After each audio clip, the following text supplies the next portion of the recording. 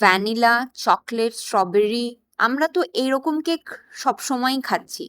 আজকে একটু ডিফারেন্ট স্বাদ ট্রাই করা যাক।